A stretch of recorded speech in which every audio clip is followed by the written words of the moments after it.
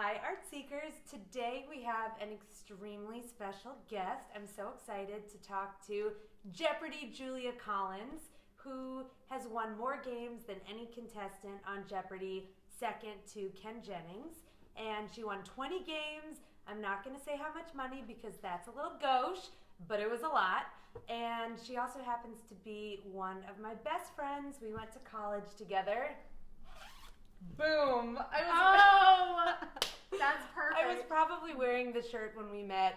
We took art history together, and we left class one day to pick up fall leaves because I had never seen them before. So we've been friends forever, and it's appropriate that we're talking today because we did meet in art history. And if you follow Julia, she always rocks all of the art questions. So Julia, thanks for coming. Thanks for having me. And she's here today because, or why are you here in LA right now?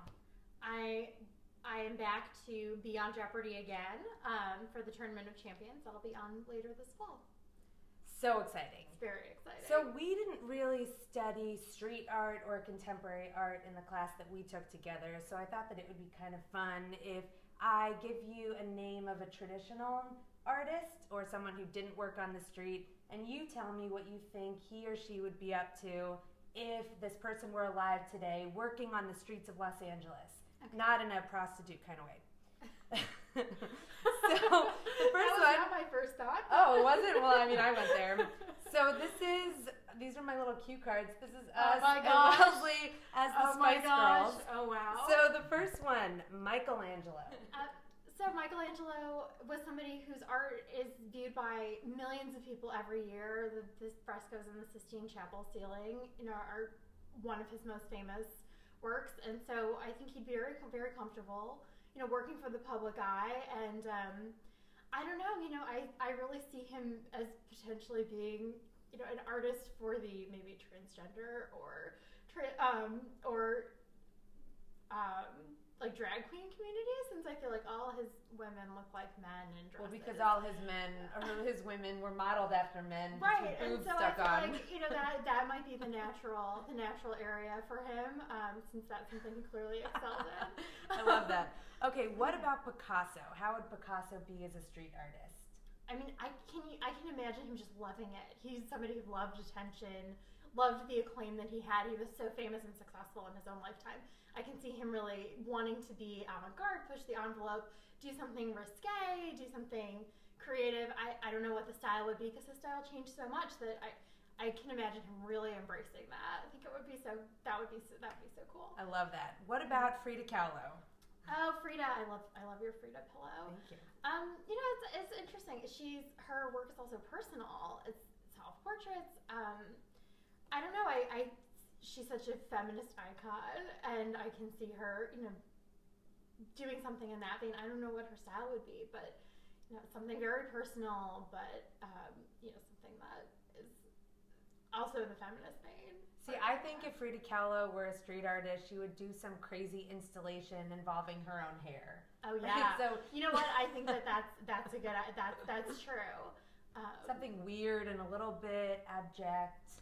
Yeah. Yeah, something kind of fun. What about Georgia O'Keeffe if she were a street artist?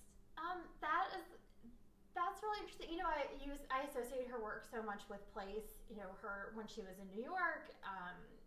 There's all the paintings of the skyscrapers, and then in New Mexico, she's clearly in the American Southwest. And so I can see her doing something that's really inspired by her environment and really reflects nature or man-made landscape, and having something that's really very situational.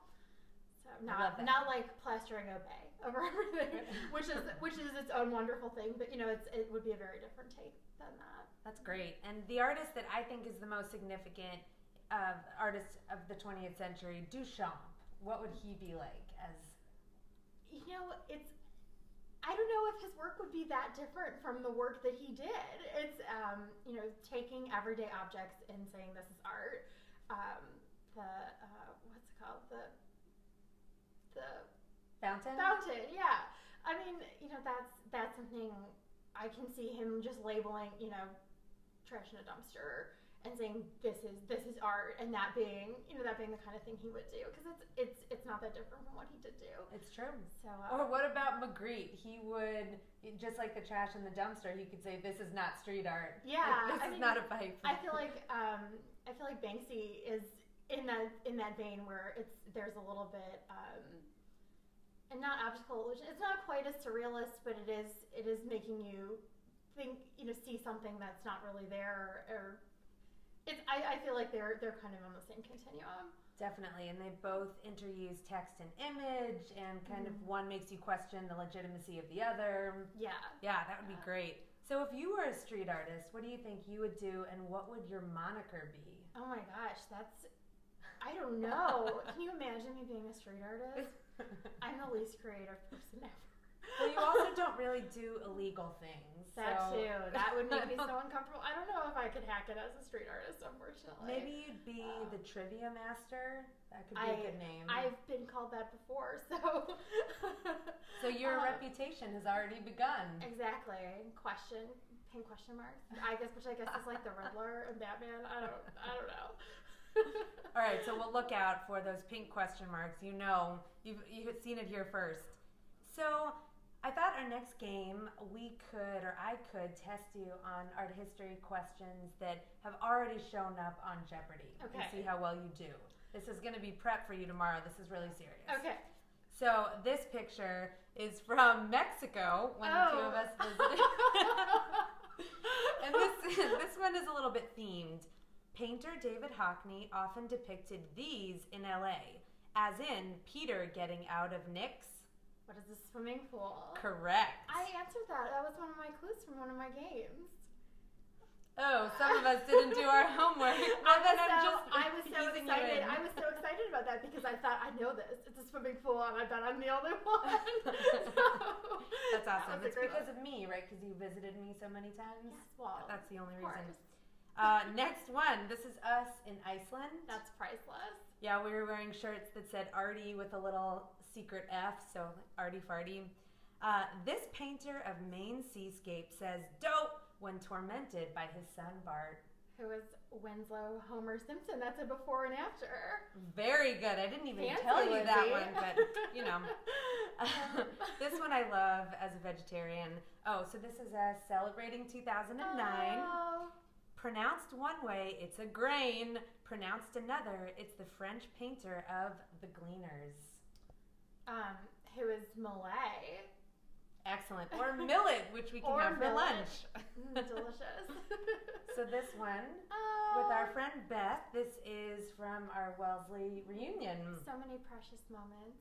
I'm so excited we have another one coming up soon. I know. We're not going to talk about which number it is because we graduated a couple years ago. That's true. In 2009, two art historians wrote it was this Paris-born painter who mutilated Van Gogh's ear with a sword, no less. Is it Gauguin? No, I've never heard that. Really? Well, how would you answer it if we were on Jeopardy? I would say, who is Gauguin? Who is Gauguin? Correct. Is that right? I mean, I know. I read a very interesting book about their time in Arles, and it was, I don't know, Gauguin was a creepy guy. But no swords were mentioned? No. Yeah, he was quite the character. He would be somebody that who would make a great reality show.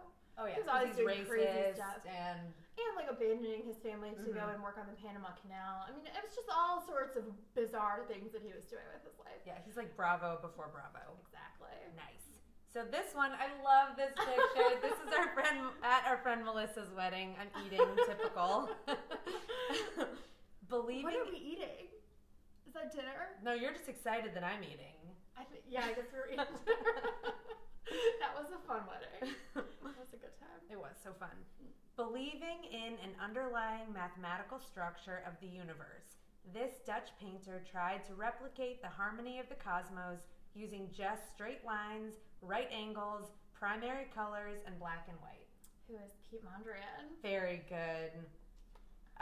Do you know what my favorite Mondrian painting is? No. We talked about this. It's Broadway Boogie Woogie in New York. Oh, that one is so good. It is my I think favorite. we studied that together. I think we must have. So final one, this was a couple weeks ago in Sonoma, wine tasting and also themed. Harry's Bar in Venice created this cocktail of peach nectar and sparkling wine and named it for a painter. What is a Bellini? Excellent. Bellini, not Bellini. Right. To enunciate on Jeopardy, or they tell you you're wrong. Well, that was perfect, and I think that with a Bellini in mind, we should go and I can buy you a cocktail. That sounds perfect. Thank you. Well, you aced my Jeopardy. You're our Tournament of Champions. Yay!